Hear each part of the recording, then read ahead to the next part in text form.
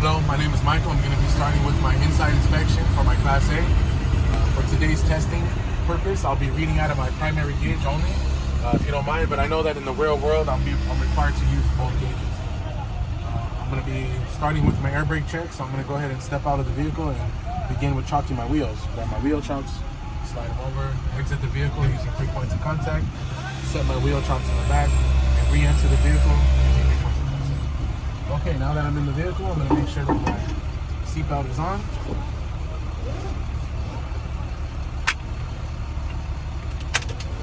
Okay, my tractor and trailer brakes are released. And my PSI is at least at 85 or lower.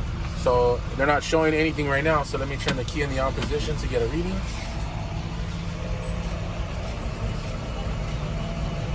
Okay, primary gauge is reading 104 PSI, so I'm gonna go ahead and lower it down a little bit before starting to at least 85 PSI.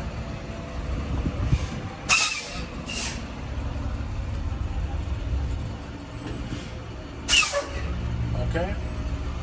All right, my first air brake check is gonna be my air gauge and governor cutoff, which should be approximately somewhere between 120 and 140 PSI. So I'm gonna go ahead and turn on the vehicle so that I can race to the governor cutout until my needle stops moving. I'll make sure to identify when done and to let you know that my gauges are working properly. All right, let me go ahead and turn on the vehicle. I'll also be slightly accelerating to help build my pressure up a little bit faster. I'll make sure to stay within the ranges of 1,000 to 1,500 RPM.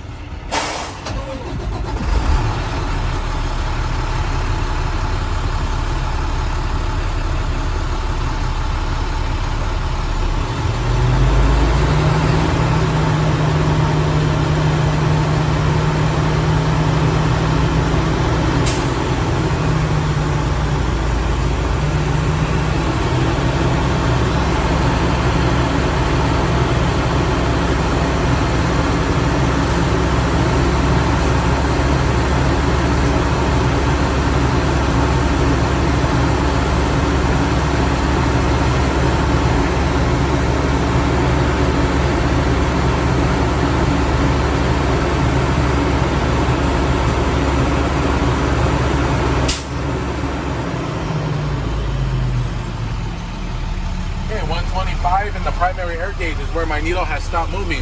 So I know my governor has successfully cut out because it's between 120 and 140 PSI and my gauges are working. Okay, my next air brake check is gonna be my air leakage rate test where I should not lose no more than 4 PSI in 1 minute for the Class A. So I'm gonna go ahead and shut off my vehicle. I'm gonna turn my key back into the on position. And if you don't mind, I'm going to use my phone to set up my timer for my 1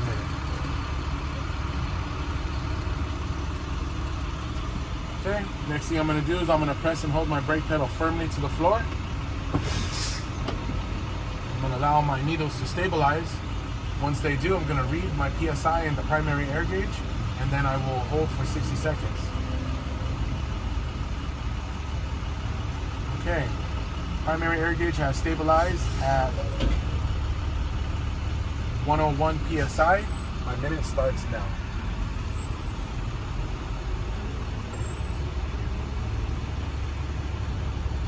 So you hold the brakes, then allow them to stabilize. Once they stabilize, then you start the timer.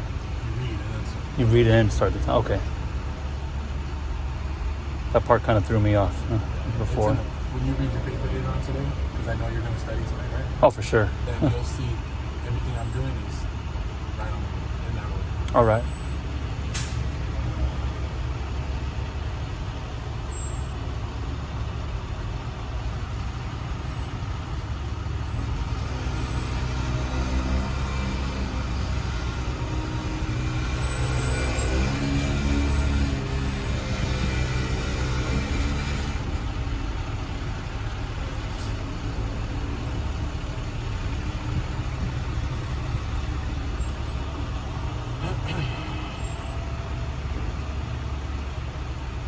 Okay, my 1 minute timer is up. My primary gauge is still at 101 PSI with a loss of 0, making this a good test because I did not lose no more than 4 PSI in the 1 minute. I will now release my brake. All right, I'm now going to be moving on to my air warning device, which is activate no lower than 55 psi. I'm going to lower the pressure slowly by pumping the brake until I see a light, hear an alarm, or both. And again, I'll be reading out of my primary air gauge.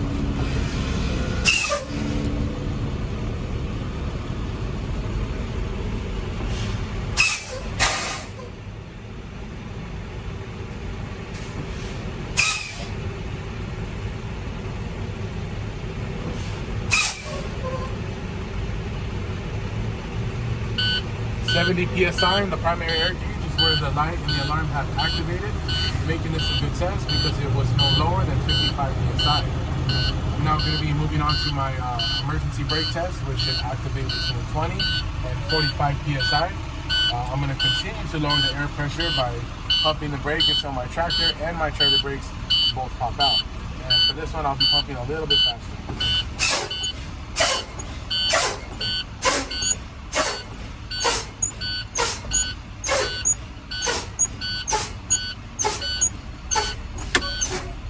I'm going to just say this one, sorry.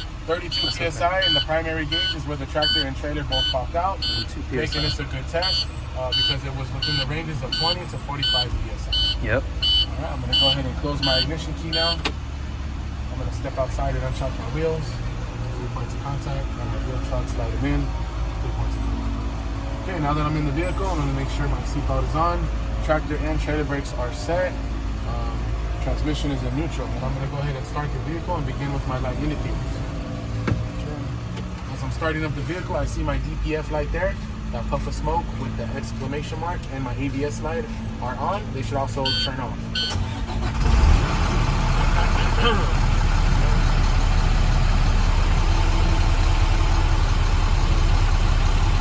Okay, also I have my turn signals, left and right turn signals are working. My four-way flashers are working, and my high beams. You see the blue light there? All my indicators must work.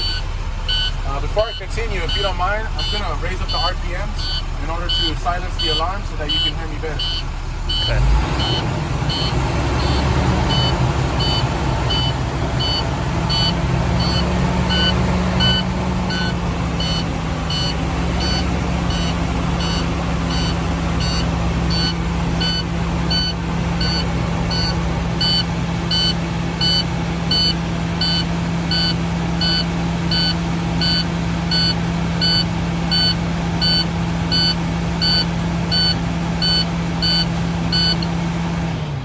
Okay. Let me continue on with my emergency equipment. I have my spare electrical fuses located up above here in this department. I have my 3 reflective red triangles which are present, properly mounted and secured and on cracked and broken, currently under my passenger seat. Right here on my left side is my fire extinguisher, which is properly charged and properly mounted and secured. I also have my front windshield and my rear window, no illegal stickers, obstructions, and on cracked and broken. I have my mirrors left and right, which are clean and properly adjusted from the inside. I have my windshield wipers and washers. Arms and blades are secured and not damaged. They operate smoothly, and my washers must work. Push them in to hold them and let the water come out. Okay, also moving on to my heater and defroster. I see that my vents are pushing out air, which means it's working properly. Moving on from there, I have my horns. I have my electrical horn here in the middle and my air horn here if you would like me to demonstrate. Okay, let me make sure I got everything.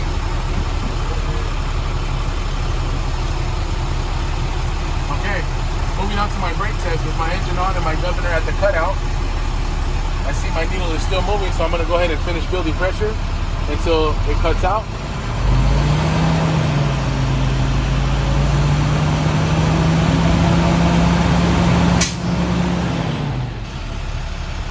Okay, 125 in the primary is where the needle stopped moving for the governor cutout. This is good. All right, my first brake test is going to be my tractor brake, which is yellow. I'm going to be releasing my trailer brake, and I'm going to slowly attempt to move the vehicle forward. Sorry, before I do that, I'm going to make sure my tractor and trailer brakes are set and my transmission is in gear. My first brake test is going to be my tractor brake, which is yellow. I'm going to be releasing my trailer brake and slowly attempting to move the vehicle forward. So I'm going to engage the clutch a little bit, feel for a pull. Okay, my vehicle did not move, indicating that my tractor brakes are functioning. Now I'm going to be testing my trailer brakes red, so So I'm gonna apply the trailer brakes first, release my tractor brakes, and slowly attempt to move the vehicle forward, engage the clutch. Okay, my vehicle did not move, indicating that my trailer brakes are functioning. I'm now gonna be moving on to my service brake pedal, where I'll be moving the vehicle forward at no more than 5 miles an hour and applying the service brake. For your safety in mind, I'm gonna put my foot over the brake now so that I can release tractor and trailer brakes so we don't roll. Yeah, I'm gonna go ahead and start moving the vehicle forward now, releasing the brake, engaging the clutch, and hovering over the wheel. Okay, bringing the vehicle to a stop. So clutch in first, and then brake. Okay, my vehicle did stop and did not pull to either side, indicating that my service brake pedal is functioning and my alignment is okay. I'm gonna go ahead and set the parking brakes. Make sure my transmission is in neutral. I'm gonna shut off my engine with the key into the on position. And examiner, for my light operations check, can you help me check for the front, side, and rear my clearance lights, turn signals, and four-way flashers. Also for the front, I have my headlights, my high and low beams, and for the rear, I have my tail lights and brake lights. That's it. Awesome.